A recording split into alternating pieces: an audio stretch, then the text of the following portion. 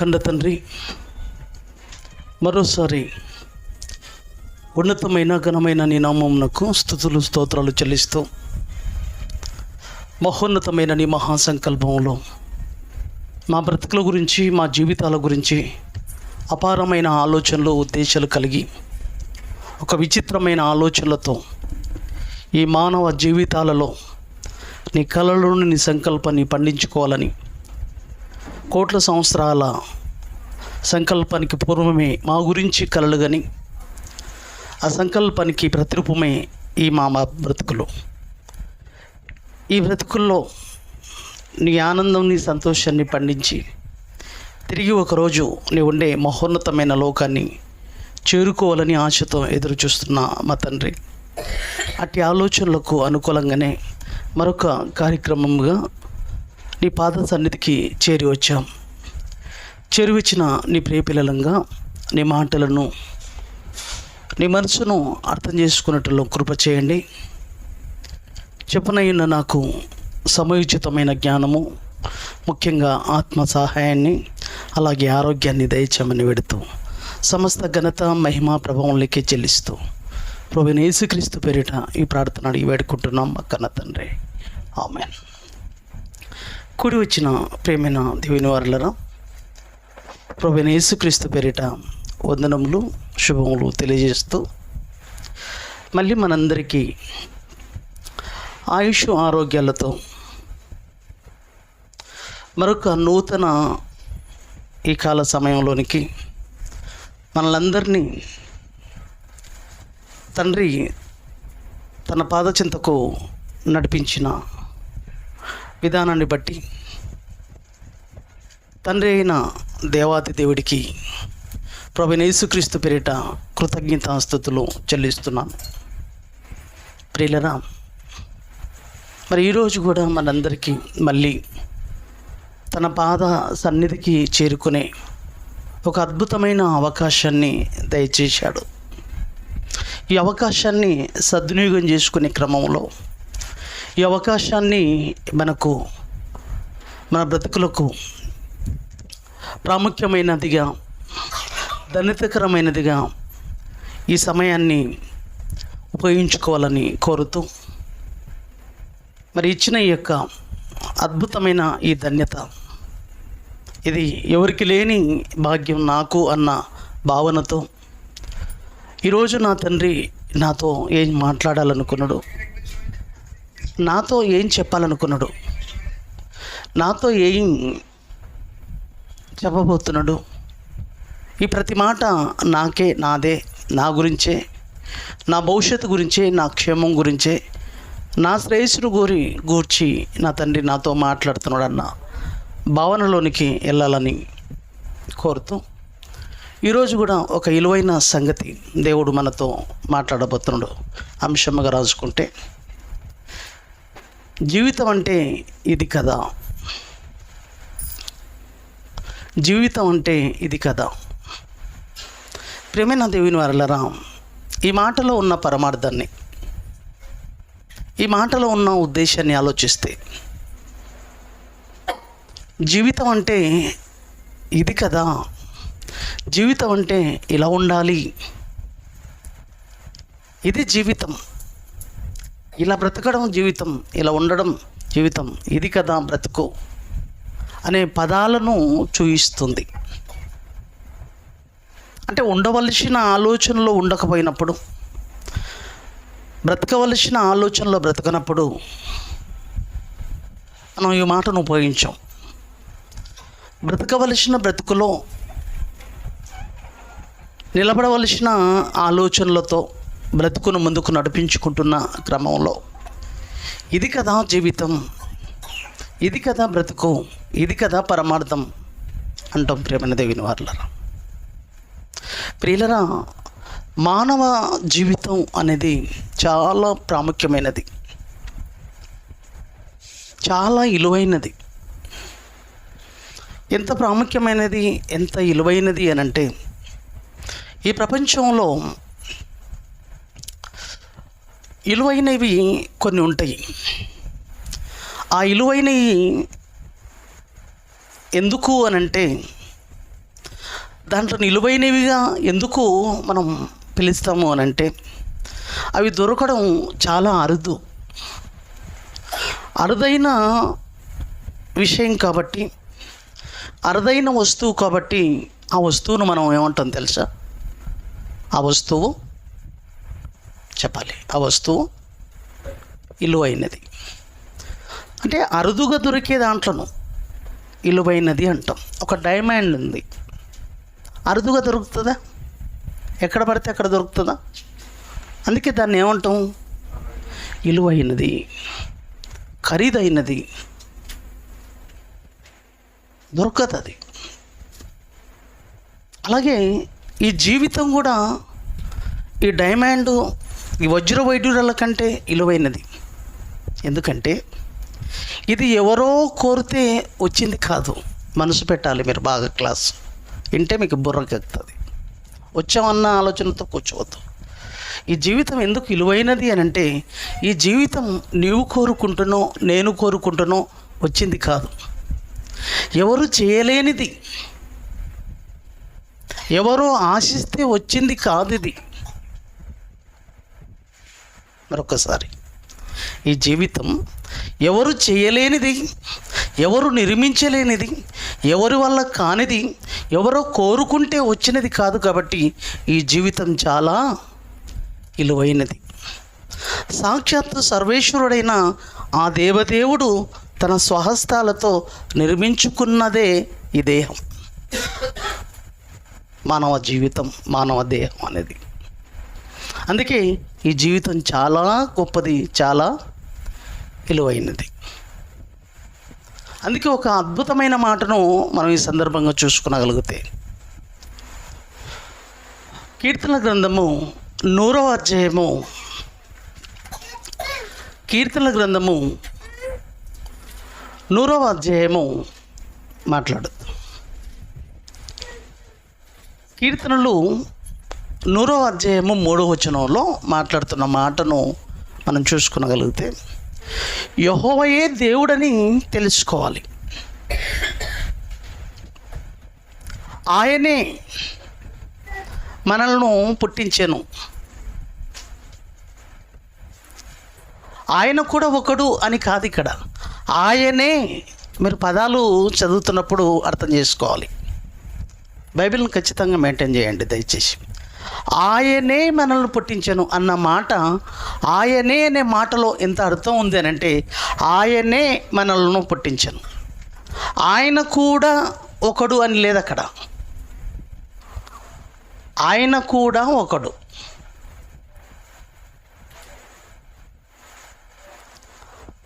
ఆయన అందరిలో ఆయన ఒకడు అనేది కాదు అక్కడ, ఆయనే మనల్ని పుట్టించెను. చూసారా? పుట్టించింది దేవుడు, ఆయనే. ఆయన కూడా కాదు, ఆయనే ఈ జన్మనిచ్చింది, ఈ బ్రతుకునిచ్చింది. మనుషులుగా ఆలోచించాలి. భక్తుడు మాట్లాడతాడండి, జీవితం విలువ అర్థమైన వాళ్ళు, జీవిత పరమార్థం సత్యాన్ని తెలుసుకున్న వాళ్ళు మాట్లాడతారు. ఏమనంటే, కీర్తనలు 71వ అధ్యాయము, కీర్తనలు 71 6వ వచనంలో ఇక్కడ భక్తుడు మాట్లాడుతున్నాడు. గర్భవాసినైనది మొదలుకొని, ఎప్పుడైతే గర్భంలోనికి మనం ప్రవేశించామో, గర్భవాసినైనది మొదలుకొని, కీర్తనలు 71 6వ వచనం. తెలియకపోతే మళ్ళీ అడగండి. 71 6వ వచనం. గర్భవాసినైనది మొదలుకొని నీవే నాకు ప్రాపకుడవై ఉంటివి. తల్లి గర్భం నుండి నన్ను ఉద్భవింపజేసిన వాడవు నీవే, నన్ను ఉద్భవింపజేసిన వాడవు నీవే. నిన్ను గూర్చి నేను నిత్యము స్తుతిగానము చేయుదును. చూసారా? ఇది దేవుడు చేసిన నిర్మాణం కాబట్టి అద్భుతమైనది మానవ జీవితం. చాలా గొప్పది ప్రేమైన దేవుని వారలారా. ఈ ప్రకృతిలో దేనికి లేని ఒక ప్రత్యేకత నీకు. ఈ జన్మ ఉంది చూశారు, ఈ బ్రతుకు ఉంది చూశారు, చాలా చాలా విలువైనదండి. ఎందుకో చెప్పనా? మళ్ళీ జన్మ పోతే మళ్ళీ జన్మ రాదండి. మళ్ళీ బ్రతుకు పోతే మళ్ళీ ఈ బ్రతుకును దక్కించుకోలేం. మీకు అర్థమవుతుందా? జీవితం అంటే చాలా ఆషామాషిగా, చాలా సింపుల్గా తీసుకున్నారు కదా. వయసుతో పాటు అన్ని దశలు ఉన్నాయి చూశారు, దాటిపోతున్నాయి. బాల్యం, యవ్వనం, మధ్యస్థాయి, వృద్ధాప్యం, ఆ తర్వాత మట్టిలోకి ఇలా వెళ్ళిపోతున్నాం కదా. దాన్ని సింపుల్గా తీసుకున్నాం మనం. అలా వెళ్ళిపోతుంటే మనం ఆలోచిస్తలేం, మనకు ఎక్కలే బుర్రకు.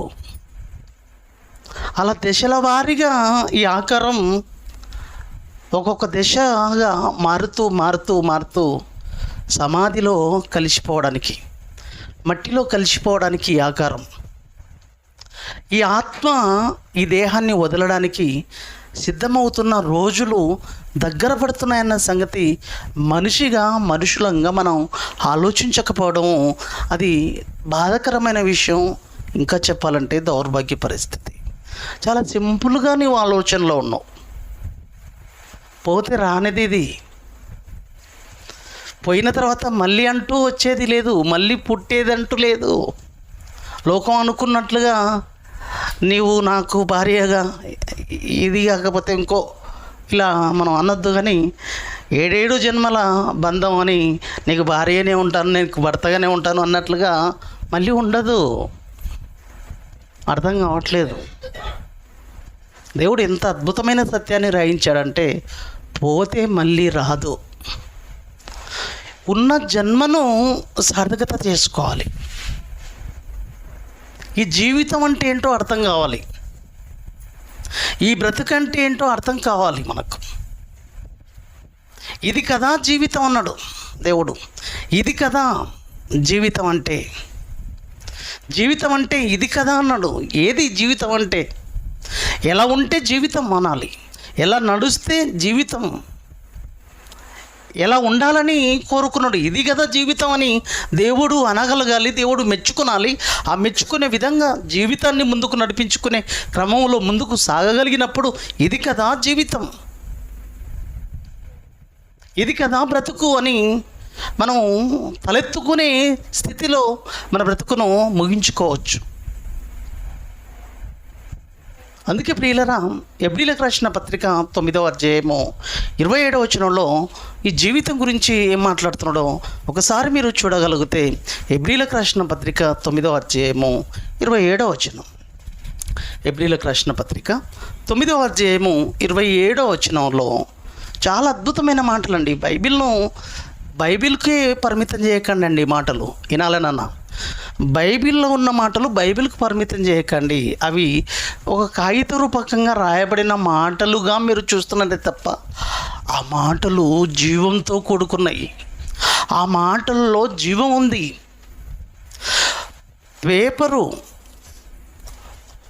ఒక పేపర్లో రాయబడ్డది ఒక మామూలు పేపర్ అని పేపర్గా చూస్తున్నాం, కానీ పేపర్లో ఉన్న మాటలు ఉన్నాయి చూశారు, అవి చాలా ప్రాముఖ్యమైనది. పేపర్ అని మామూలుగా చూస్తున్నాం కానీ ఆ పేపర్లో ఉన్న మాటలు ఉన్నాయి చూశారు, అవి జీవము కలిగినవి. దానికి ఒక ప్రత్యేకత ఉంది, అదొక మహా అద్భుతమైనది. ఒక నోటు మీద 100 నెంబర్ పడితే దానికి ఒక వాల్యూ ఉంది. ఒక పేపర్ మీద 2000 నెంబర్ పడితే దానికి ఒక వాల్యూ ఉంది. దాన్ని ఏముంటుందో తెలుసా? 2000 రూపాయల నోటు 100 రూపాయలకు 2000 రూపాయలకు తేడా లేదు. 100 రూపాయలకు 2000 నెంబరుకు తేడా లేదు. 2000 నెంబర్ పడవరకే ఆ నెంబరు చూసి ఆ పేపర్ నువ్వు ఎలా లెక్క కడతావు తెలుసా? 2000 రూపాయలు. చూసారా? అట్లాంటివి 10 నోట్లు కలిస్తే, అట్లాంటివి 50 నోట్లు కలిస్తే 1,00,000. దాన్ని ఎంత జాగ్రత్త చూసుకుంటాం చూడండి. నోటే, పేపరే దాని సంఖ్యను బట్టి దాని వాల్యూ మారిపోయింది. చూశారు? ఇది పేపరే, ఇది కూడా పేపరే, కానీ దీంట్లో ఉన్న మాటలు ఎంత ప్రాముఖ్యమైనవో నీకు తెలియాలి. ఒక నోటులో సంఖ్యను బట్టి వాల్యూ ఇచ్చావు, దీంట్లో ఉన్న మాటలను బట్టి నీకు దీంట్లో ఉన్న మాటలను బట్టి ఈ యొక్క గ్రంథానికి నువ్వు ఇచ్చే వాల్యూ ఏంది? ఇంతకు ఏ వాల్యూతో చూస్తున్నావు? ఎలా చూడగలుగుతున్నావు దీన్ని?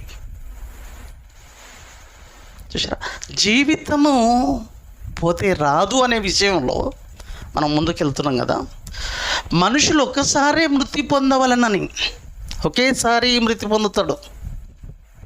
ఈ జన్మ మరణించిందంటే మళ్ళీ లేదు. ఆ తర్వాత మనిషి తీర్పు, బ్రతుకును బట్టి తీర్పులోకి వెళుతుంది.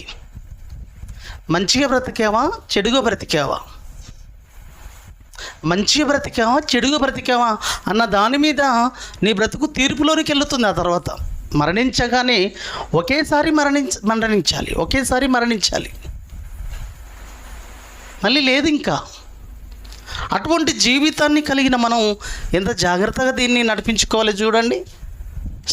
స్థాయిలు దాటి వయసు ఏదో ఈ స్థాయికి వచ్చింది నాది, మీ స్థాయిలను బట్టి మీరు వయసును బట్టి ఆలోచించుకోండి. స్థాయిలను బట్టి మీకు ఒక ఆందోళన అనేది ప్రారంభం అయిందా, అవుతుందా? ఆలోచనలో ఉన్నారా మీరు?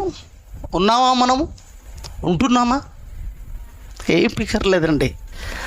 ఇప్పటివరకు అయితే ఆరోగ్యంగా ఉన్నాను, అన్నీ బాగా పనిచేస్తున్నాయి నాయన, పర్వాలేదు. అదా జీవితం. చాలా పొరపాటు చేస్తున్నాం అండి. నీ పరిస్థితులను బట్టి మరణం తర్వాత తీర్పులోనికి వెళుతుంది. అసలు జీవితం అంటే ఏంటో తెలుసా? ఇవ్వబడిన ఆయుష్కాలం ఉంది చూశారు, ఆ ఆయుష్కాలాన్ని క్రియల రూపకంగా ఖర్చు చేయాలి. అదే జీవితం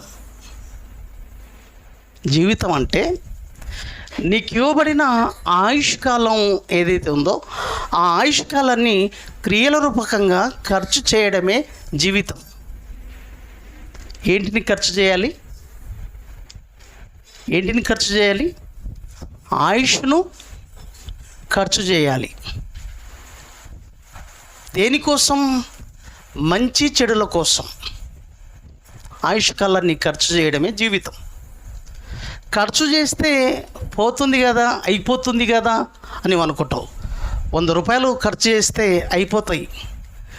ఖర్చు చేస్తే డబ్బులు ఏమైపోతాయి? అయిపోతాయి అంటావు. ఏమైపోవు. మరొకటి వస్తుంది.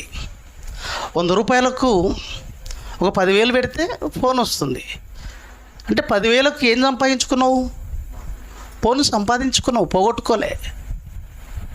1000 రూపాయలు పెట్టి ఖర్చు చేసావంటే ఏం తెచ్చుకున్నావు? 1000 రూపాయలు పెట్టి ఇంట్లోకి సామాన్లు తెచ్చుకున్నావు, పోలే.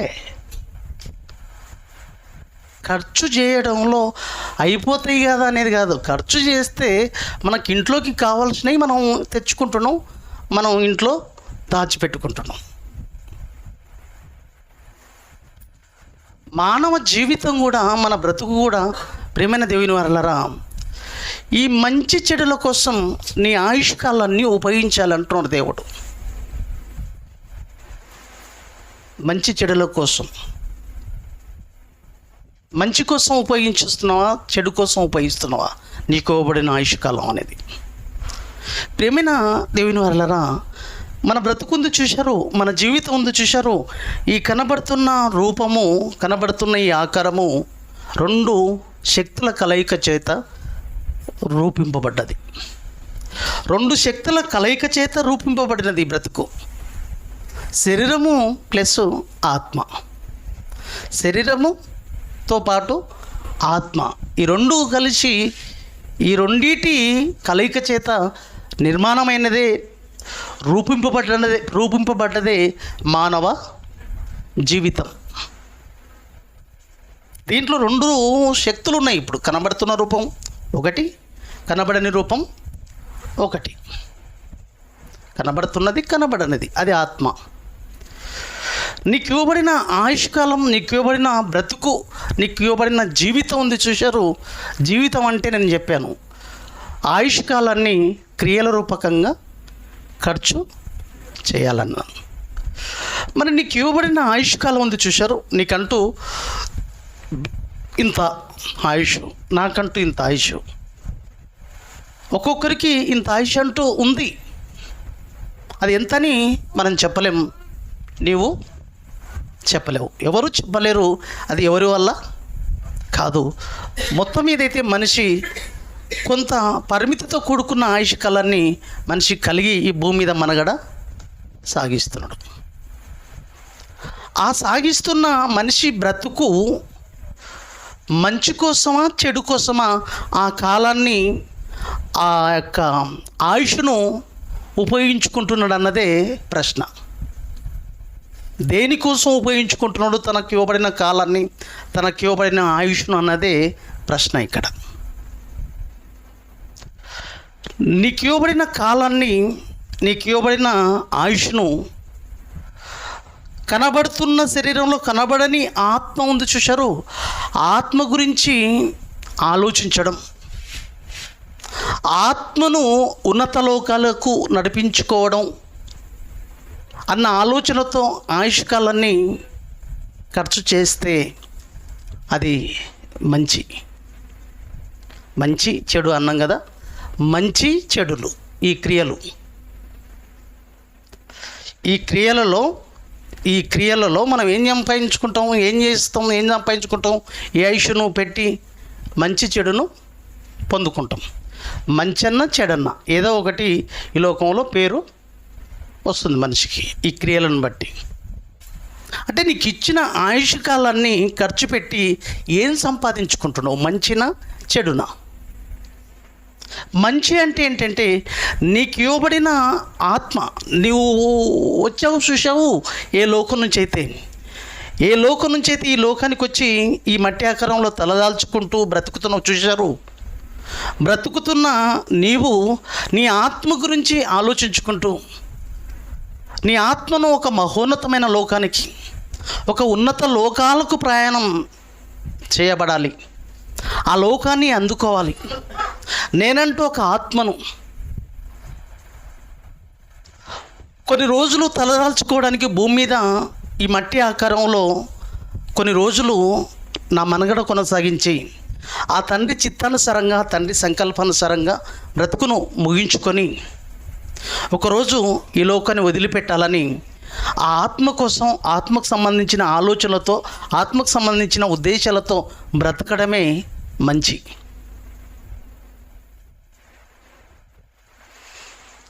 చెడు ఏంటంటావా?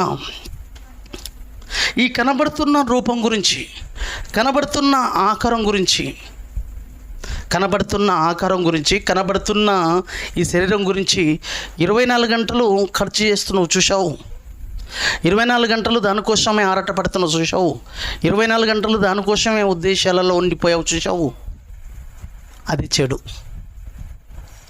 ప్రియమైన దేవుని వారలారా, మనకి ఇవ్వబడిన బ్రతుకు కాలంలో ఒక రోజు విలువను మనం ఆలోచించగలిగితే, ఒక రోజు విలువను మనం తీసుకునగలిగితే, రోజుకు 24 గంటలు, 24 గంటలు రోజైతే ఈ రోజులో 12 గంటలు దేనికి కేటాయిస్తుంది తెలుసా? 12 గంటలు దేనికి వెళ్ళిపోతాయి 24లో? 12 గంటలు దేనికి వెళ్ళిపోతాయి? నిద్రకే సరిపోతాయి. మనకు ఇవ్వబడిన ఆయుష్కాలం 12 గంటలు నిద్రకే సరిపోతాయి. అంతేనా? నిద్రకే 12 గంటలు సరిపోతాయి. మిగిలిన ఎంత టైము? 12 గంటలు. ఈ 12 గంటల్లో నువ్వు చేసే డ్యూటీ కాలం ఎంత? ఒక ఉద్యోగం, ఒక కూలో, ఏదో ఒక వర్క్. ఎంత టైం అండి? 8 గంటలు. ఇంకెంత మిగిలింది? 4 గంటలు.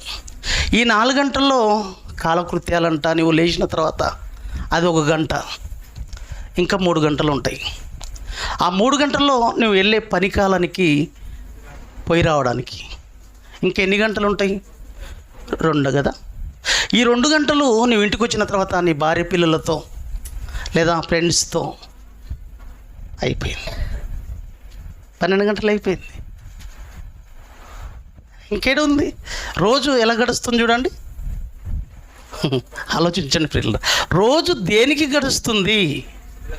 దేనికి గడుపుతున్నావు? ఒక్కసారి మనసు పెట్టి ఆలోచించండి. మిమ్మల్ని ఎవరిని నా బ్రతుకు గురించి నేను విమర్శించుకుంటున్నాను, పరీక్షకు పెట్టుకుంటున్నాను. మీ బ్రతుకులను మీరు పరీక్షకు పెట్టుకోండి. ఒక్కసారి ఆలోచించండి. మతిపోవాలి ఒకసారి ఆలోచిస్తే. బ్రతుకు పోతే మళ్ళీ రాదు, జీవితం పోతే మళ్ళీ రాదు. మనకి ఇవ్వబడిన ఆయుష్ కాలము క్రియల చేత ముడిపడింది. అదే జీవితం. క్రియల చేత ముడిపడింది. క్రియల చేత మన బ్రతుకును నడిపించుకోవాలి. క్రియలు మన ఆయుష్ కాలాన్ని క్రియల రూపకంగా దాన్ని ఏం చేయాలి? ఖర్చు చేయాలి, ఉపయోగించుకోవాలి. ఏ క్రియల కోసం నీ ఆయుష్ కాలాన్ని ఉపయోగించుకుంటున్నావు? ఏ పనుల కోసం, ఏ కార్యక్రమాల కోసం ఇదో ఈ కాలాన్ని ఉపయోగించుకుంటున్నావు? ఒక్కసారి ఆలోచిస్తే ఇది పోతే రానిది బ్రతుకు. మళ్ళీ దక్కించుకోవచ్చు, మళ్ళీ చూసుకుందాం, ఇది పోతే ఇంకొకటి పోతే ఇంకొకటి ఉంది అన్న ఆలోచనలు లేని బ్రతుకులో ఉండి ఇంత ధీమగా ఎందుకు ఇంతగా పట్టనిదిగా ఇంత మొండి వైఖరి మనలో ప్రియులరా రాగలుగుతుందంటే ఎంత ధైర్యం ఉంది నీకు? ఎంత ధైర్యం, సాహసం! ఇది ఒక సాహసమే. ఇది నువ్వు అలా ఉండవంటే నీకు ఎంతో ధీమాతో నీవు ఉండిపోయావు. అసలు నీకు అర్థం కావట్లేదు. దీని తర్వాత స్థితి నీకేం బుర్రకెక్కట్లేదు, ఏం ఆలోచన పట్టట్లేదు, ఏం అర్థం కావట్లేదు. దాంట్లో మన బ్రతుకులో ఆరోగ్యాల కోసం మనం తిరుగుతున్నాయి. ఎంతో ఖర్చు అయిపోతుంటాయి ఈ రోజులు. చూడండి ఎంత వేస్ట్ అయిపోతుంది, ఎంత పాడైపోతుంది. ఒక అద్భుతమైన మాట చూడండి ఈ సందర్భంగా. రోమీలకు రాసిన పత్రిక 8వ అధ్యాయము, రోమీలకు రాసిన పత్రిక 8వ అధ్యాయము 5వ వచనంలో చూడండి ప్రియులారా, మనకెంత స్పష్టంగా దేవుడు ఇక్కడ సమాధానం ఇస్తున్నాడో ఒకసారి చూడండి. రోమీలకు రాసిన పత్రిక 8వ అధ్యాయము 5వ వచనంలో, శరీరానుసారులు శరీర విషయాల మీద మనసు ఉంచుతారు. శరీరానుసారులు శరీర విషయముల మీద మనసు ఉంచుతారు. ఆత్మానుసారులు, అది అవగాహన మనకు ఉండాలి. ఆత్మానుసారులు ఆత్మ విషయముల మీద మనసుంతురు. ఇద్దరు వ్యక్తులను చూపిస్తున్నాడు. శరీరానుసారమైనదా నీ బ్రతుకు, ఆత్మానుసారమైనదా? దేనికి ప్రయాటిస్తున్నావు నీ బ్రతుకును? ఆత్మ గురించి ఆలోచన ఆడవుడే, శరీరానికి సంబంధించిన ఆడవుడే. ఏది నీ బ్రతుకులో, ఏది ప్రయారిటీ నీ బ్రతుకులో, ఏది ప్రాముఖ్యమైనదిగా తీసుకునగలుగుతున్నావు, ఏది ప్రాముఖ్యమైనదిగా నీకు అర్థమైంది, అర్థం చేసుకునగలిగావు? నీ స్థితిని బట్టి నీకు అర్థమైంది. ఇప్పుడు అలా ఉండి చూడండి. ఇప్పుడు ఏమంటున్నాడు? ఆత్మానుసారులైతే నువ్వు అది అనుకుంటే, నువ్వు అలా ఆలోచించుకునగలిగితే, ఉదయం లేస్తే ప్రతినిత్యం నీకు గుర్తు రావాల్సింది, నేను ఆత్మను, ఒక మహోన్నతమైన లోకం నుంచి ఈ లోకానికి అడుగుపెట్టాను. కొంతకాలంతో, కొంత పరిమితితో కూడుకున్న కాలం అది కూడా. ఆ యొక్క ఆయుష్ను ఏ రూపకంగా నేను ఖర్చు చేస్తున్నాను? ఏ క్రియల కోసం ఆ కాలాన్ని ఖర్చు చేస్తున్నాను అనే ఒక ఆలోచన, అవగాహన నీ బ్రతుకులో నీకు రాగలగాలి. ఉదయం లేవంగానే భయం పుట్టాలి, ఆలోచనలలో ఒక మార్పు రావాలి. ఆత్మానుసారులు ఆత్మ విషయాల మీద మనసుంతురు అని చెప్పి, శరీరానుసారమైన మనసుంది చూశారు. శరీరాల కోసమే, శరీర విషయాల మీదనే 24 గంటల కాలాన్ని వృధా చేస్తే అది మరణం. అంటే సహజ మరణం గురించి చెప్పట్లేదు ఇక్కడ దేవుడు. ఏమండి? సహజ మరణం గురించి నీకు చెప్పట్లేదు. శరీరానుసారమైన మనసు మరణం అంటే ఇది ఏ మరణం తెలుసా? ఇది భయంకరమైన శిక్షకు సంబంధించింది. ఇది భయంకరమైన శిక్షకు సంబంధించింది. ఇది భయంకరమైన ఉగ్రతకు సంబంధించింది. ఇది భయంకరమైన నిత్య శిక్షకు సంబంధించింది. ఈ నిత్య శిక్షలోనికి నీ బ్రతుకు వెళ్ళబోతుంది. ఈ నిత్య శిక్షలోనికి వెళ్ళిపోవాలన్న ఆలోచన దేవుడిది కానే కాదు. ఆ శిక్షలోనికి నీవు వెళ్ళిపోవాలన్నది అది నీ కోసం ఏర్పాటు చేసిన శిక్ష కాదు. ఏదైతే శరీరానుసారమైన బ్రతికి నీ బ్రతుకును శిక్షలోనికి నడిపించుకునే ఆలోచనలోనికి నీ బ్రతుకు వెళ్ళిపోయింది. శిక్షకు అర్హతను సంపాదించుకునే స్థితిలో నీ బ్రతుకు నిలబడిపోయింది. చూశారు, నీ బ్రతుకు శిక్షలోనికి వెళ్ళాలి. ఆ శిక్ష అనేది నీ కోసం ఏర్పాటు చేసినది కాదు. అది మన కోసం చేసింది కాదు ప్రియులారా. ఆ శిక్షలోనికి వెళ్ళాలన్న ఆలోచన దేవుడు మన కోసం చేసింది కాదయ్యా. అసలు నరకము నీ ఆయుష్ కాలం యొక్క పరమార్థం, నీ జీవిత కాలం యొక్క పరమార్థం మంచి చెడులు. నువ్వు బ్రతికిన కాలాన్ని బట్టి మంచి చెడు ఇవి నీ బ్రతుకులో ఏర్పడతాయి. నీ యొక్క కాలాన్ని వినియోగించిన దానిని బట్టి. 25 మత్తయి సువార్త ఇలానే పెట్టండి చేతులు, 41వ వచనంలో ఈ శిక్ష అనేది దేవుడు మన కోసం ఏర్పాటు చేసింది కాదండి. మనం వెళ్ళాలన్నది దేవుడు ఉద్దేశం కాదండి. తన పిల్లలను తాను కాల్చుకోవాలన్న ఆలోచన లేదు.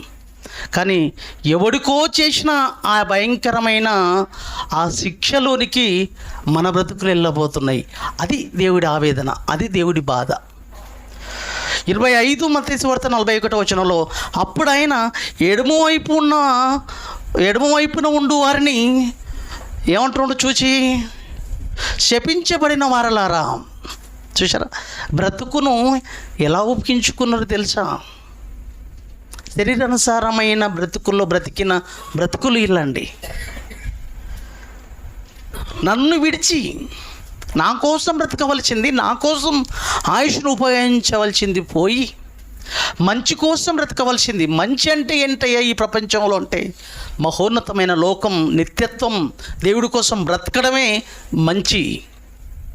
చెడు అంటే ఏంటయ్యా? చెడు అంటే ఏంటయ్యా అంటే దుష్టుని తత్వం, దుష్టుని ఆలోచనలతో బ్రతకడం, దుష్టుని ఆలోచనలోనికి వెళ్ళడమే చెడు. ఈ మంచి చెడులే నేను నిర్ణయిస్తాయి నీ జీవితాన్ని. ఈ రెండే నీకు మిలిగేది రేపు శరీరం. ఈ రెండే నిన్ను తీసుకుపోయేవి ఎక్కడ అనేది. నన్ను విడిచి నీకు బ్రతుకునిచ్చి, జీవితాన్నిచ్చి, సమస్తాన్నిచ్చి, సమస్త సముదాయాలను మీకోసం నడిపిస్తూ కదిలిస్తే నీకు ఇవ్వబడిన ఆయుష్ కాలాన్ని నీ ఒక ఆత్మవు, ఒక మహాశక్తి నుంచి ఒక భాగంగా వీడొచ్చి కొన్ని రోజులు తలదాల్చుకొని నా ఆశయాలను పండించి నా కోసం ఈ ఆయుష్ కాలాన్ని ఉపయోగించి ఆ మంచి కోసం, ఆ నిత్యత్వం కోసం బ్రతికి ఒకరోజు ఈ లోకాన్ని వదిలిపెట్టి ఆ మహోన్నతమైన లోకాన్ని చేరుకోవాలని భూమి మీద ఆయుష్నిచ్చి నేను భూమి మీదకి పంపిస్తే నన్ను విడిచి అపవాదికిని వాని దూతలకును సిద్ధపరచబడిన నిత్యాగ్నిలోనికి, చూశారా ఏమన్నాడండి? నన్ను విడిచి అపవాదికిని వాని దూతలకు ఏర్పాటు చేసినది. అది అండర్లైన్ చేసుకుంటే మీకు అర్థమైతే ఆ పదాన్ని. మన కోసం కాదు అది. నీవు నన్ను విడిచి అపవాదికిని వాని దూతలకును ఏర్పాటు చేసినది, సిద్ధపరిచినది. ఆ నిత్యాగ్నిలోనికి నీవు కూడా వెళ్ళిపోవాలి. ఎందుకంటే వాని స్నేహం చేశావు, ఆ దుష్టుని సహవాసంలో ఉండిపోయింది. మన స్నేహం ఎలా ఉందో చక్కగా ఉన్నాం అనుకున్నాం, ఎవరితో స్నేహం చేస్తున్నామో మనకు అర్థం కావట్లేదు. కనబడని అదృశ్య శక్తి అది కూడా మనతోనే ఉంటుంది. అది ఎక్కడుంటుంది తెలుసు? ఎక్కడుంటుందండి? మనలో కాదు, మనతో ఉంటుంది ఎప్పుడు. మనిషి ఉన్న ప్రతి చోట ఎవడుంటాడు?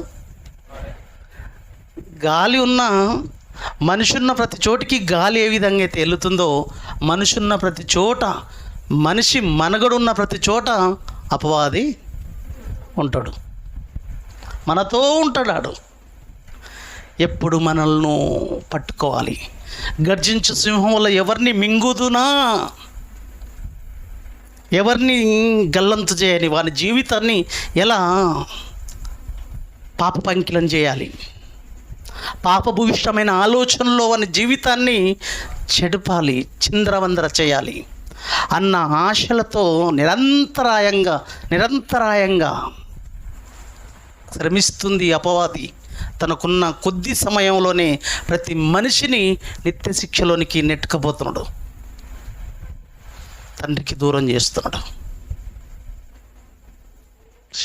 మన కాలంతో ఎలా ముడిపడ్డది చూడండి ప్రియులారా. మన కాలంతో బ్రతుకు అనేది, మళ్ళీ నేను ఇక్కడనే వస్తున్నా చూడండి, రోమకు వస్తున్నా చూడండి, మళ్ళీ చదువుదాం. 8:5 మళ్ళీ చూసుకుందాం. 8:5 వచనంలో, శరీరానుసారులు శరీర విషయముల మీద మనసుంతురు, ఆత్మానుసారులు ఆత్మ విషయముల మీద మనసుంతురు అని చెప్పి, శరీరానుసారమైన మనసు మరణం, ఇది అదే నిత్య శిక్షలోనికి వెళ్ళే మరణం. సహజ మరణం అందరికీ వస్తుందండి. భూమి మీద అడుగు పెట్టిన ప్రతి మనిషి మరణించాలి, అది సహజ మరణం. అది కాదు, నిత్య శిక్షలోనికి వెళ్ళిపోతున్నాం చూశారు, ఆ మరణం గురించి మాట్లాడుతున్నాడు దేవుడు. అది రెండవ మరణం, అది భయంకరమైనది. ఆ మరణము వచ్చేది శరీరానుసారమైన మనస్సు మరణం అని చెప్పి ఆ వచనంలో, ఆత్మానుసారమైన మనసు జీవానికి సంబంధించింది. ఆత్మానుసారమైన మనసు జీవమును స్వతంత్రించుకుంటుంది, నిత్యత్వంలోనికి నడిపిస్తుంది, నిత్య జీవంలోనికి నిన్ను తీసుకుపోతుంది. అటువంటి బ్రతుకులోనికి నీ జీవితాన్ని నువ్వు నడిపించుకోవాలి. నిత్య జీవం ఎలా వస్తుందో తెలుసా? నిత్యత్వం ఎలా వస్తుందో తెలుసా? వెళ్ళిపోదాం స్పీడ్గా. రోమీలకు రాసిన పత్రిక 2వ అధ్యాయము 6వ వచనం ప్రియులరా. రోమీలకు రాసిన పత్రిక 2వ అధ్యాయం 6వ వచనం. రోమీలకు రాసిన పత్రిక 2వ అధ్యాయము 6వ వచనంలో, ఆయన ప్రతి వానికి వాని క్రియల చొప్పున, క్రియలే కదండి జీవితం అంటే, నీకు పడిన ఆయుష్ కాలాన్ని ఏం చేయాలి? క్రియల రూపకంగా ఖర్చు చేయాలి. ఆయన ప్రతి వానికి వాని క్రియల చొప్పున ప్రతిఫలం ఇచ్చును. నీవు చేసిన క్రియలను బట్టి నీకు ప్రతిఫలం. ప్రకటన గ్రంథంలో అంటాడు ప్రభు, 22:12 వచనంలో అంటాడు, అలానే పెట్టండి. ప్రకటన గ్రంథం 22:12 వచనంలో, ఇదిగో త్వరగా వచ్చుచున్నాను, వాని క్రియల చొప్పున వాని క్రియ చొప్పున ప్రతి వానికి ఇచ్చుటకు నేను సిద్ధపరిచిన జీతం నా యొద్ద ఉన్నది అంటున్నాడండి. రేపు ముగించిన మరుక్షణమే వాని క్రియల చొప్పున, లేదా ఆయన ప్రతి వాని క్రియల చొప్పున ప్రతిఫలం ఇస్తాడు. మంచిగా చెడా నీ బ్రతుకులో దేనికోసం బ్రతికావు నువ్వు? నీ క్రియలు దేనికోసం? నీ పనులు, నీకు ఇవ్వబడిన ఆయుష్కాలము ఉంది చూశారు, ఈ ఆయుష్కాలము ఏ పనుల కోసం ఉపయోగించావు నాయన అంటాడు రేపు. ఏ పనుల కోసం ఉపయోగించాము? 24 గంటలు లెక్కేసుకున్నాం కదా, దేనికి పోతున్నాయి? 24 గంటలు మనం ఆలోచించుకుంటే ఎలా అరిగిపోయాయండి. అసలు మీకు విచిత్రం తెలుసా? క్యాండిల్స్ 12 సంవత్సరాలు అనుకుంటే 12 సంవత్సరాల క్యాండిల్స్ ముట్టిస్తారు. 12 క్యాండిల్స్ ముట్టిస్తారు. ముట్టించి ఏం చేస్తారు? దాన్ని 12 క్యాండిల్స్ ముట్టించి ఏం చేస్తారు? 12 ముగించి 13లోనికి వెళుతున్నాడని 12 క్యాండిల్స్ ముట్టిస్తారు. ఇప్పుడు ముట్టిస్తలేరులే, 12 అని పెట్టి 12 అని నెంబర్ వేసి పెడుతున్నాడు. దాన్ని ఏం చేయాలి? వాడు ఊదుతాడు, ఆర్పేస్తాడు.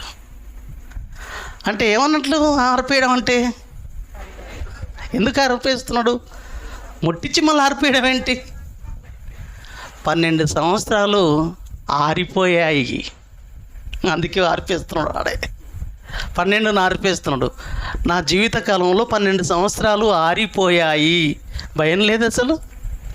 అమ్మో, బర్త్డేలు చేసుకుంటే వెనక డెత్ డే వస్తుందన్న సంగతి మనం ఆ టాపిక్ ఆ సందర్భంలో మాట్లాడితే, అరే పొద్దున్న లేదా శుభమాని కార్యక్రమం పెట్టుకుంటే డెత్ డే గురించి మాట్లాడుతున్నాడు అనుకుంటారు. కానీ ఏమొస్తుంది దాని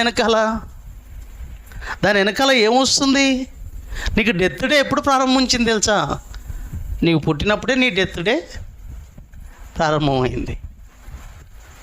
అర్థం కావట్లేదు. ఆరిపోయాయి 12 సంవత్సరాలు ఆరిపోయాయి వాని బ్రతుకులో. ఇంకెన్నుంటో తెలియదు. ప్రియులరా, ఆలోచిస్తే భయం వేస్తుంటుందండి. జీవితం గురించి ఆలోచిస్తే భయం వేస్తుంటుంది. ఎంత విచిత్రం దేవుని ఆలోచనలు చూడండి, ఎంత అద్భుతంగా దేవుని మాటలు ఎంత ఉన్నతమైనయండి. ఈ మాటలకు మనుషులు తావివ్వరు, మనుషులు మనసు పెట్టరు. ఈ కార్యక్రమాల కోసం ప్రయాసపడాలన్నా, ఈ కార్యక్రమాలు ఉన్నతంగా నడిపించాలన్నా, వీటిని ఉన్నతంగా ముందుకు అనేకులకు వినిపించాలన్న ఉద్దేశాలు ఇవన్నీ మనలో అంతగా తీవ్రత ఉండదండి. అసలు ఆ రగిలే విశ్వాసం మనలో రోజు లోకంలో లోక పరిస్థితులను బట్టి సన్నగిల్లిపోతుంది తప్ప, ఇటువంటి విలువైన సంగతులు అనేకుల కోసం మన యొక్క బ్రతుకు కాలాన్ని, మన జీవిత కాలాన్ని పనంగా పెట్టి మంచి కోసం ఆయుష్ కాలాన్ని ఉపయోగించేది పోయి, ఆ దేవదేవుడు ముందు ఒకరోజు నాయన ఏదో మంచి కోసం నా ఆయుష్ కాలాన్ని ఉపయోగించాను, బలా నమ్మకమైన నా కుమారుడా మంచి కోసం బ్రతికింది ఈయన బ్రతుకు. ఈయన క్రియలను బట్టి ఈయనకి మహోన్నతమైన లోకంలో ఆ మహోన్నతమైన సింహాసనాన్ని ఈయన కోసం సిద్ధం చేయండి. ఎలా ఉంటుందండి అసలు? ఎంత ఉన్నతమైన ఆలోచన ఉంటుంది. ప్రియులరా, అక్కడ చూశాం కదా, ఆయన ప్రతి వానికి వాని క్రియల చొప్పున ప్రతిఫలం ఇచ్చును. కింది వచనానికి రండి, 7వ వచనంలో రోమల్ని మళ్ళీ నిత్య జీవం ఎలా పొందుకోనొచ్చో అనేదిగా మనం పోతున్నాం కదా. సత్క్రియను ఓపికగా చేయొచ్చు, ప్రతి సత్క్రియను ఓపికగా చేయొచ్చు. మహిమను ఘనతను అక్షయతను ఎదుగు వారికి నిత్య జీవము నిచ్చును. అంతే ఉందండి. సత్క్రియను ఓపికగా చేయుచు.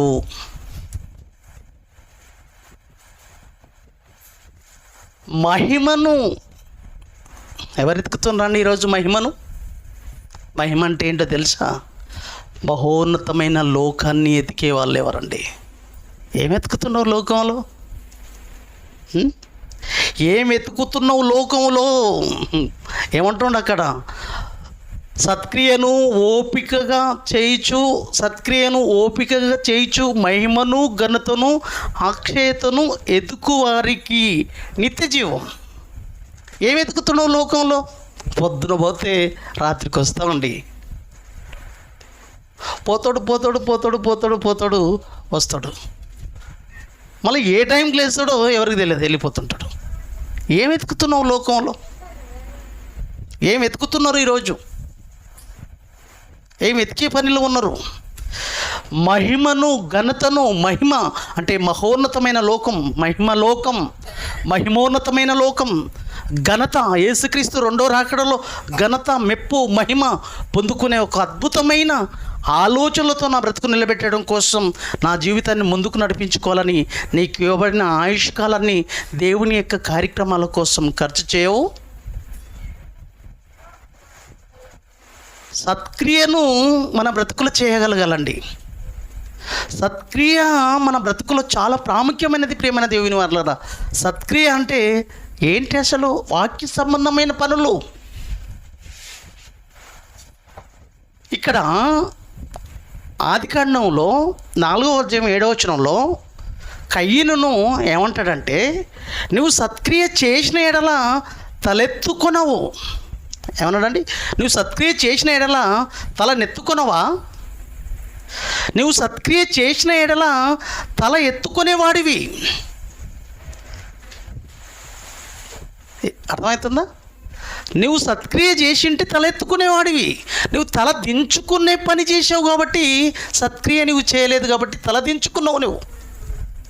అంటే సత్క్రియ చేస్తే మనం తలెత్తుకునే పరిస్థితి ఉంటుంది. సత్క్రియ తలెత్తుకునే పని, తల దించుకునే పని కాదు. తల ఎత్తుకునే పని చేయాలరా నువ్వు నీ బ్రతుకులో అంటావు తల్లిదండ్రులు. నేను తలెత్తుకునే పని చేయాలి, నేను తలెత్తుకునే పని నీ బ్రతుకులు నువ్వు చేయగలగాలి. మనం తలెత్తుకొని నిలబడగలగాలంటే, తలెత్తుకునే ఆలోచనలతో మన బ్రతుకును ముందుకు నడిపించుకోవాలంటే ప్రియమైన దేవుని వారలారా, మన బ్రతుకులో ఏం చేయాలో తెలుసా? సత్క్రియ చేయగలిగితే తలెత్తుకుంటావు దేవుడి దగ్గర. రొమ్ము విడిచి, దేవా మహోన్నతమైన లోకం నా కోసం సిద్ధపరిచిన ఆ మహిమోన్నతమైన లోకం నాకు ఇవ్వండి తండ్రి అని, తండ్రి నీ దగ్గర నాకే మహిమ అయితే ఉండేనో ఆ మహిమతో నన్ను చేర్చుకో అని సగర్వంగా కన్న తండ్రిని ధైర్యంగా యేసుక్రీస్తు ప్రభుల వారు అడుగుతున్నాడు. తెలుసా? యోహాను సువార్త 17:4లో నాకే మహిమైతే ఉండనో మహోన్నతమైన లోకంలో నీవిచ్చిన పనులను సంపూర్తి చేశాను భూమి మీద, నా బ్రతుకుల్లో, భూమి మీద నాకు ఇచ్చిన బ్రతుకుల్లో, నా ఆయుష్ కాలంలో నీకోసం నా బ్రతుకును పనంగా పెట్టాను, సంపూర్తి చేశాను పనులను. ఇప్పుడు అక్కడున్న మహిమతో మళ్ళీ నన్ను ఆ మహిమలోనికి తీసుకో అని సగర్వంగా తలెత్తుకొని దేవుని అడుగుతున్నాడండి. తలెత్తుకునే పని ఎప్పుడు వస్తుందో తెలుసా? మన బ్రతుకులో సత్క్రియలు చేసినాడు.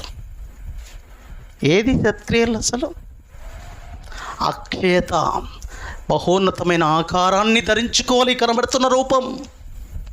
అందుకోసం వెతుకువేట.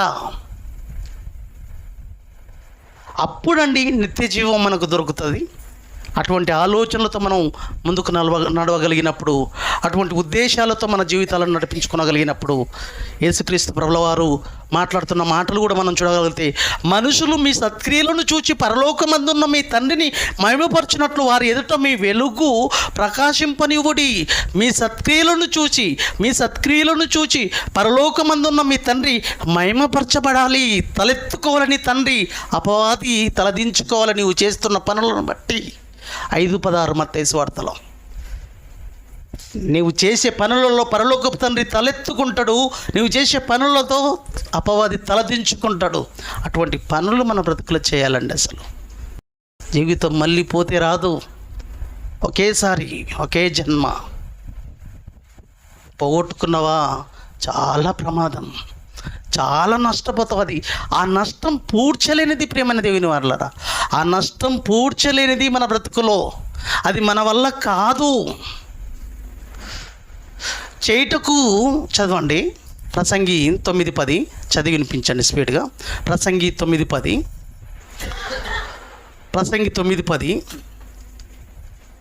ఒక్కసారి మనం ఈ జీవితాన్ని వదిలిపెట్టినామంటే ప్రియులరా, ఒక్కసారి ఈ జీవితాన్ని వదిలిపెట్టినామంటే, భయంకరమైన శిక్షలోనికి వెళ్ళామంటే ఇంకంతే ప్రియమైన దేవుని వారలారా. ఏమనుందండి 9:10లో? చేయుటకు చదవాలమ్మా, 9:10 వచనం, ప్రసంగి 9:10. చేయుటకు నీ చేతికొచ్చిన పని, ఏ పనైనా సరే, అది ఏ పనైనా సరే దేవుని పని ఉంది. చూశారు? చేయుటకు నీ సామర్థ్యాన్ని బట్టి, నీ శక్తి లోపం లేకుండా చేయుటకు, చదవమ్మా, చేయుటకు చేతికొచ్చిన ఆ ఏ పనైనా శక్తి లోపం లేకుండా, నీ శక్తి లోపం లేకుండా చేయాలి. అది ఏదైనా సరే దేవుని పని అంటే. ఎందుకంటే నీవు పోయేది పాతాళం ఉంది. చూశారు? ఆ పాతాళంలో పని లేదు నాయన, ఉపాయం లేదు. తప్పించుకోవడానికి తెలివితేటలు పప్పులు ఉడకవు, అక్కడ జ్ఞానం లేదు. నీటి బొట్టు కోసం అల్లాడిపోతున్నాడు ధనవంతుడు ఇప్పటికీ. ఏంట్రా బాబు, అలవాటు పడిపోతుందా? కొన్ని రోజులైతే నరకం అలవాటు పడిపోతుందా? ఏదైనా అలవాటు పడుతుందా? కడుపులో నొప్పి ఏమైందిరా అంటే అలవాటు పడ్డదండి, అట్లనే అలవాటు పడిపోయింది అని అనుకుంటాం. ఏమైందమ్మా అంత నొప్పి ఉందంటే ఇంకా అలవాటు అయిపోయింది. అంటే నరకం కూడా అట్లనే అలవాటు అయిపోతుందా కృష్ణన్న? ఏముందన్న నరకంలో పడితే ఒక 6 నెలలు, ఒక సంవత్సరం, ఒక 60 సంవత్సరాలు, ఒక 100 సంవత్సరాలు, ఆ తర్వాత మామూలుగా అలవాటై పోతుంది అనుకుంటాం. అలవాటు అయ్యేది కాదు, అది అల్లాడిపోయేది. ఒక ఎగ్జాంపుల్ చెప్పాలా? ఇంట్లో పొయ్యి ముట్టి, స్టవ్ ముట్టి ఏలు పెట్టు, ఏమవుతుంటుంది? ఇంకా లోపలికెట్టు పెట్టట్లే, అలవాటు అవుతుంది. పెట్టమ్మా, అలవాటు అవుతుంది. అలవాటు అవుతుందా? నా వల్ల కాదు, తట్టుకోలేకపోతున్నాను బాబు. ఎప్పుడు తీస్తావు తీసేయి నాయనా, నా వల్ల కాదు, తట్టుకోలేవు. అలవాటు అయ్యేది కాదు, అల్లాడిపోయేది నిత్యశిక్ష అంటే. అటువంటిది అలవాటు చేసుకుంటూ అంటావేంటి అసలు? పోతేలే. ఎంత సింపుల్గా మాట్లాడతారు తెలుసా? గట్టిగా మాట్లాడితే మన ఇంట్లోళ్ళే మనోళ్ళే అంటారు, నేను పోతే నరకానికి అంటాడు. మరే నాయన, ఇంత సింపుల్గా మాట్లాడతావేంటి అసలు? పోతావా అంటే ఈ నొప్పులు, ఈ బాధలు ఇవి ఉండి ఏదైనా మనం అన్నాం అనుకో, ఇట్లా ఉంటే ఇట్లా అయితే ఏంటి పరిస్థితి అంటే పోతేలే అంటాడు. అంటే ఈ నొప్పుల కంటే ఆ నొప్పి చాలా సింపుల్దా? ఏంటని ఇలా మాట్లాడతారు అసలు? ఇంకా గట్టిగా మాట్లాడితే నీ వల్లనే నేను చదవలేకపోతున్నాను బైబిల్, నీ వల్లనే ప్రార్థనలకు రాలేకపోతున్నాను. నా వల్ల నీ వల్ల కాదు అది. ఎవరి గురించి కాదు నేను మాట్లాడేది, వాస్తవం ఆలోచించండి అంటున్నాను. అర్థం చేసుకోవడానికి ప్రయత్నం చేయండి. మీరు, మీ పిల్లలు, మన బ్రతుకులను వెలిగించుకోవాలి. ఈ కోడికలు ఏదో ఇంతమంది ఉన్నాం, ఇవి 2-3 యూనిట్వి కావండి. అసలు ఎంతమంది దూరం చేసుకుంటుండే తెలుసా ఈ క్లాసులు వెనక? ఓ సండే రావాలంటే ఎందుకు ఇబ్బంది అయిపోతుంది మీకు? సండే రారు, క్లాసులు అంటే పట్టవు, క్లాసుల కోసం ఎందుకు పరిగెత్తుకొని రారు? అసలు ఈ మాటలు వింటేనే కదా అంతో ఇంతో కనీసం మనం కొంతనైనా అవకాశం వస్తుంది కదా. ఏదో ఒక మాట మనల్ని పొడిచేదిగా, మనల్ని నిలబెట్టేదిగా ఉండే అవకాశం ఉంది కదా. భార్యను బట్టో, భర్తను బట్టి భార్యో అనుకోకూడదండి. ఇవి అనేవలసినవి కావు. నీ వలన అంటే భర్త భార్య వలన అని ఒకరికొకరు అనుకునేటివి కావు నాయన. ఇవి మీ వల్ల కాదు, భరించలేరు. అది కాదు నాయన. సత్క్రియ అంటే మామూలుది కాదు ప్రియులరా. సత్క్రియ అనేది మామూలు విషయం కాదు. సత్క్రియ అనేది ఒక సంపద, సత్క్రియ అనేది ఒక ధనము. ఆ సత్క్రియను సంపాదించుకోవడానికి దానికోసం పరుగులు తీ, దానికోసం నీవు వేయపరచు నీ జీవితాన్ని, నీ ఆయుష్కాలాన్ని. ఆ సత్క్రియనే నిన్ను మహోన్నతమైన లోకానికి నిలబెట్టేది. ఆ సత్క్రియనే నిన్ను నిత్యత్వంలోనికి నిలబెట్టేది.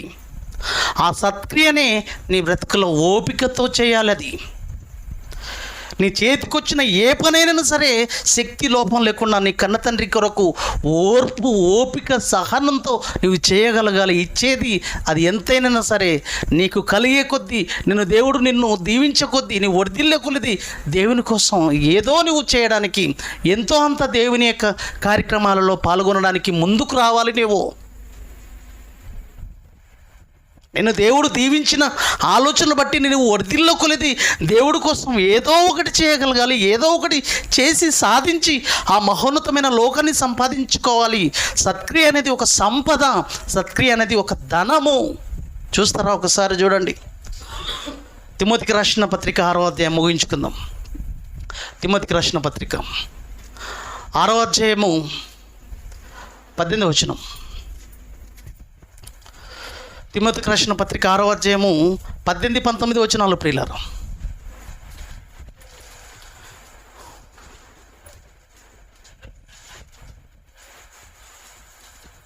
ఎవరు? రాజా చూడండి 18వ వచనం. 18వ వచనం. వారు వాస్తవమైన జీవమును సంపాదించుకునే నిమిత్తము, వారు వాస్తవమైన జీవమును సంపాదించుకునే నిమిత్తము రాబో కాలమునకు మంచి పునాది తమ కొరకు వేసుకొనొచ్చు మేలు చేయవారును. రాబో జీవితం కోసం వాస్తవమైన జీవమును సంపాదించుకునే నిమిత్తము రాబో కాలమునకు మంచి పునాది తమ కొరకు వేసుకొనొచ్చు మేలు చేయుచు లేదా మేలు చేయువారును. ఇప్పుడు చూడండి, సత్క్రియలు అను ధనము గలవారును. అండర్లైన్ చేసుకోండి. సత్క్రియలు అనేది ధనము, సంపద, అది మహోన్నతమైన లోకంలో నిన్ను చేర్చే సంపద. సత్క్రియలను ధనము గలవారును, ఔదార్యము గలవారును తమ ధనములో ఇతరులకు పాలిచ్చేవారనై ఉండవాలని వారికి ఆజ్ఞాపించుము. సత్క్రియ అనేది ధనమునైనా దీన్ని సంపాదించుకోబిడ్డ, అప్పుడు నిత్యత్వంలోనికి నీ బ్రతికెళ్ళుతుంది. ఇది నీ బ్రతుకులో ఎంతకాలము ఎప్పటికీ చేయాలో తెలుసా? ఈ సత్క్రియ అంటే ఏంటో ఇంకా నువ్వు చూడాలనుకుంటున్నావా? చూడు ఒకసారి ఫిలిప్పీయులకు రాసిన పత్రిక 1వ అధ్యాయం 3-6 వచనాలు ఉంటాయి దాంట్లోనే. ఫిలిప్పీయులకు రాసిన పత్రిక 1వ అధ్యాయం 3వ వచనం. మొదటి దినము నుండి ఇదివరకు సువార్త విషయములో మీరు నాతో పాలువారయ్యుండుట చూచి, సువార్త విషయంలో మీరు నాతో పాలువారయ్యుండుట చూచి మీలో ఈ సత్క్రియను ఆరంభించిన వాడు, సువార్త అన్నాడు ప్రారంభంలో, తర్వాత ఏమంటున్నాడు? సత్క్రియ అంటున్నాడు అండి. సువార్తనే ఏమంటున్నాడు? సత్క్రియ. ఈ సత్క్రియను ఆరంభించిన వాడు యేసుక్రీస్తు దినం వరకు దానిని కొనసాగించునని రూఢిగా నమ్ముచున్నాను. యేసుక్రీస్తు దినము వరకు ఈ సత్క్రియను ఏం చేయాలంట? ఈ సత్క్రియను ఆరంభించాలి, ఈ సత్క్రియను కొనసాగించాలి యేసుక్రీస్తు 2వ రాకడ వరకు. అంటే మన బ్రతుకు కాలం వరకు ఈ సత్క్రియ అనేది సువార్త. ఇంకా మనం ఆలోచిస్తే సత్క్రియ అనేది ఏంటంటే సువార్త. ఈ సువార్త వలనే కదా ప్రియులారా మనం ఈరోజు మన బ్రతుకులు పునీతం చేసుకునగలిగాము. యేసుక్రీస్తు మన అందరి కోసము మరణించి సమాధి చేయబడి తిరిగి 3వ దినాన లేపబడము సువార్త. ఈ సువార్త ద్వారానే మన బ్రతుకులు పునీతమైపోయినాయి. పాప పంకిలమైపోయిన జీవితాలు పునీతం చేసుకునే గొప్ప అవకాశము ఈ సత్క్రియనే సువార్త ద్వారా మన బ్రతుకులను కట్టుకున్నాము. ఈ సువార్త ద్వారానే బ్రతుకును మహోన్నతమైన లోకానికి తీసుకుపోయే ఒక అద్భుతమైన అవకాశము సువార్త వలనే. ఈ సువార్తనే సమాజంలోకి తీసుకుపోవాలి. ఈ సువార్తనే 10 మందిని దేవుడి వైపు నడిపించేది. ఈ సువార్త ద్వారానే ప్రపంచాన్ని దేవుడు కాపాడుకోవాలన్న అద్భుతమైన ప్రణాళిక దేవుడిది. చూసారా? ఈ సత్క్రియ ఓపికతో చేయగలగాలి. ఈ సత్క్రియ అంటే ఏంటి తెలుసా? సువార్త. ఈ సువార్త సర్వలోకానికి వెళ్ళి సర్వ సృష్టికి సువార్త ప్రకటించుడి. నమ్మి బాప్తిజం పొందినవాడు, ఈ సువార్త నమ్మిన తర్వాత బాప్తిజం పొందితే వాడు రక్షింపబడతాడు. నమ్మని వాడికి, నమ్మలేదా, శిక్ష. చూసారా? సువార్త, సత్క్రియ సువార్తతో కూడినది. మహోన్నతమైన లోకాన్ని తెచ్చిపెట్టేది, మహోన్నతమైన జీవితాన్ని తెచ్చిపెట్టేది.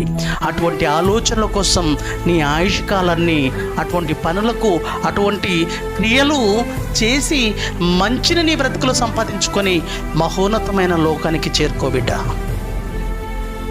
నీకు ఇవ్వబడిన ఆయుష్కాలంలో, నీకు ఇవ్వబడిన బ్రతుకులో ఆయుష్కాలం అనే ఈ ఆయుష్ను ఏ విధంగా ఖర్చు చేయగలుగుతావు తెలుసా? మంచి కోసం ఖర్చు చేయి. మంచి కోసము, ఈ క్రియల కోసం, ఈ క్రియ కోసం, ఈ మంచి అనే క్రియ కోసం, ఈ మంచి అనే పని కోసం నీ ఆయుష్కాలాన్ని ఖర్చు చేసి మంచిని సంపాదించుకొని ఒకరోజు నిత్యత్వంలోనికి నీ బ్రతుకును నడిపించుకోగలగాలి. అటువంటి ఆలోచనలోనికి నీ బ్రతుకు వెళ్ళగలిగితే, అటువంటి ఆలోచనలతో నీవు నిలబడగలిగితే, ఇదే టైటిల్ ఏంది? ఇది కదా జీవితం, ఇలా కదా బ్రతికేది, ఇలా కదా జీవితం అంటే, ఇలా కదా బ్రతకాలంటే, ఇలా కదా బ్రతకవలసింది, ఇలా కదా నిలబడవలసింది, ఇది కదా దేవుడు కోరుకుంటున్నది. కళ్ళు మూసుకోండి, ప్రార్థించుకోండి. మహాపరిశుద్ధుడా, మా కన్న తండ్రి, విలువైన సంగతులు నీ పిల్లలతో పంచుకున్నాను. చెప్పబడ్డ మాటలు బ్రతుకులో ఫలించుటలో కృప చేయండి అయినా. నీ పిల్లలు ఉన్న కొద్ది మంది అయినా ఉన్నతమైన ఆలోచనలతో బ్రతుకులను కట్టుకొని రగులుతున్న విశ్వాసంతో కసితో ఒకరికొకరు పోటీపడి మా బ్రతుకులు మా జీవితాలను కట్టుకోవాలి. ఈ బ్రతుకు పోతే తిరిగి రాదు, మళ్ళీ బ్రతుకును పొందుకునే అవకాశం లేని బ్రతుకును నేను కలిగి ఉన్నాను. నా వయసు చూస్తే, నా యొక్క బ్రతుకును చూస్తే, నా యొక్క స్థితిని చూస్తే నా పరిస్థితి ఎలా ఉందని అంచనా వేసుకొని ఎంతవరకు దేవుడి కోసం బ్రతుకుతున్నాను, ఎంతవరకు మంచి కోసం ఆయుష్ను ఉపయోగించుకుంటున్నాను, కాలాన్ని ఎందుకోసం ఉపయోగించుకుంటున్నాను అన్న ఆలోచనలో పరిగణలోనికి నీ పిల్లలు తీసుకునే ఒక గొప్ప అవకాశం ఇవ్వండి తండ్రి. శరీరంలో కష్టాలు, ఇబ్బందులు, ఇరుకులు, సమస్యలు ఉండొచ్చు. వాటిని నీ సహాయంతో వాటిని తండ్రి బయటపడగొట్టుకొని, అంతకంటే ప్రాముఖ్యమైనది నీ ఆలోచన, నీ ఉద్దేశాలు, అందుకోసం బ్రతుకుతున్నావా లేదా అన్నది ఆలోచించుకోవాలి. రోగాలు చచ్చేంత వరకు ఉంటాయి, వస్తుంటాయి, పోతుంటాయి. ఇది కాదు తండ్రి దేవా, నువ్వు కోరుకున్నట్టుగా మంచి కోసం మా యొక్క ఆయుష్కాలాన్ని ఖర్చు చేసి నీ ఉండే మహోన్నతమైన అనిత్యత్వాన్ని పొందుకునే ఒక అపురూపమైన అవకాశంలో దేవా, ఈ బంధాలలో ఉండిపోయిన మేము మంచి ఆలోచనలు తీసుకొని ఒకరికొకరం భార్యాభర్తలుగా ఒకరికొకరం మంచి ఆలోచనలు చేసుకొని ఒక ప్రణాళిక ఏర్పాటు చేసుకొని పోటీపడి బ్రతకాలన్నట్లుగా బ్రతికి నిన్ను సంతోషపెట్టేదిగా ఆ బ్రతుకును పొందుకునే భాగ్యం, ధన్యతను ఇక్కడ వచ్చిన పిల్లలందరికీ దయచేయండి. ఎవరిని ఉద్దేశించి మాట్లాడిన మాటలు కావు, అవి నీ మాటలు. మమ్మలను ఈ విధంగా నిలబెట్టుకోవాలన్న ఆలోచనలతో కూడుకున్న ఉద్దేశాలు ఇవి. ఈ మాటల్లో రోషం, పౌరుషం తెచ్చుకొని మమ్మల్ని మేము విమర్శించుకొని మా బ్రతుకులను మేము ఒకసారి పరీక్షించుకున్నట్లో కూడా కృప చేయండి తండ్రి. ఈ కోడికను ఏర్పాటు చేసిన కుటుంబాన్ని జ్ఞాపకం చేసుకోండి. కుటుంబంలో ఉన్న పరిస్థితులు, సమస్యలు, అనారోగ్య పరిస్థితులు, వాటన్నిటినీ జ్ఞాపకం చేసుకోండి తండ్రి. వారి యొక్క అక్కర్లు, వారి యొక్క అవసరతలను జ్ఞాపకం చేసుకోండి. వచ్చిన నీ పిల్లలందరినీ, ఈ కోడికకు హాజరైన నీ పిల్లలందరినీ పేరు పేరున దీవించండి, ఆశీర్వదించండి. వారి యొక్క అవసరతలు, వారి యొక్క అనారోగ్య పరిస్థితులు, వారికి ఉన్న అక్కర్లు, వారికి ఉన్న పరిస్థితులన్నిటిలో రాని వారిని, వచ్చిన వారిని అందరినీ జ్ఞాపకం చేసుకోండి. సంఘ బిడ్డలందరినీ జ్ఞాపకం చేసుకోవాలని కోరుతూ ఇప్పటి వరకు నాకు చేసిన సహాయాన్ని బట్టి స్తుతులు చెల్లిస్తూ ప్రభువైన యేసుక్రీస్తు పేరిట ఈ ప్రార్థన అడిగి వేడుకుంటున్నాం మా కన్న తండ్రి. Amen. God bless you all.